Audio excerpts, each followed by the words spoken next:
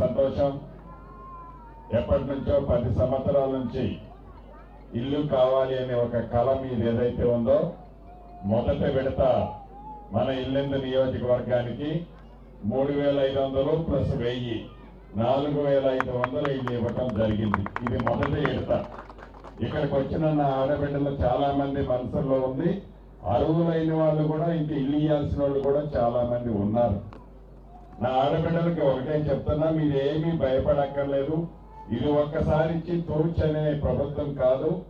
మళ్ళీ మీకు రాబోయే కొన్ని రోజుల్లోనే మళ్ళీ ఇస్తా 3 సార్లు ఇస్తా. రాబోయే 3.5 సంవత్సరాల్లో ఒక కంబాలపల్లి గ్రామంలోనే కాదు, తెలంగాణ రాష్ట్రంలో ఇల్లు లేని నిరుపేదలందరికీ ఇందిరమ్మ ప్రభుత్వంలో ఇల్లిచ్చే బాధ్యత రాష్ట్ర ప్రభుత్వానిది, నాది.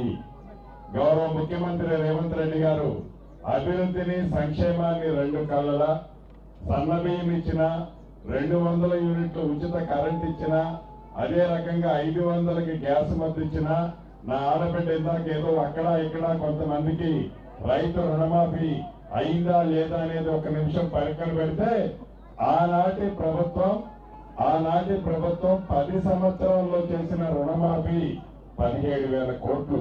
మన ప్రభుత్వం 10 నెలల్లో చేసిన రుణమాఫీ 21,000 కోట్లు. నాకు తెలిసి ఇప్పటికే మీ ఫోన్లలో రైతు భరోసా 12,000 ఎకరానికి ఇచ్చే దాంట్లో టింగ్ టింగ్ టింగ్ టింగ్ అనుకుంటా మీ ఖాతాల్లో ఇప్పటికే జమ అవుతుంది. ఉగాది నుంచి సన్నబియ్యం వస్తుంది. అదే రకంగా తెల్ల రేషన్ కార్డు లేని వాళ్ళకి అది వస్తుంది. పేర్లు మిస్ అయిన వాళ్ళకి అవి వస్తుంది.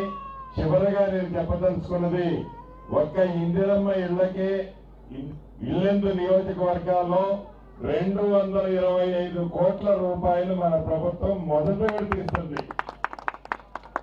ఇది ఒక్కసారి ఇచ్చి అయిపోయేది కాదు. నా ఆడబిడ్డలకి పదే ఎందుకు చెప్తున్నానంటే, అయ్యో అయిపోయింది నాకు రాలేదని మీరు కంగారు పడక్కర్లేదు. అర్హులైన ఆడబిడ్డలందరికీ కూడా ఇందిరమ్మ ఇల్లు మన ప్రభుత్వంలో ఇచ్చుకుంటాం. సన్నబియ్యం ఇచ్చుకుంటున్నాం. తెల్ల రేషన్ కార్డులు ఇస్తున్నాం. ఇంకా మిస్ అయితే వాళ్ళవి కూడా ఇస్తాం. చివరికి నేను చెప్పేది ఒక్కటే, కనకన్నని ఎలానైతే ఆశీర్వదించి దీవించారో, బలరామన్నను ఎలానైతే ఆశీర్వదించి దీవించారో, రాబోయే రోజుల్లో మీ దీవెనలో ఇందిరమ్మ ప్రభుత్వానికి ఉండాలని కోరుతూ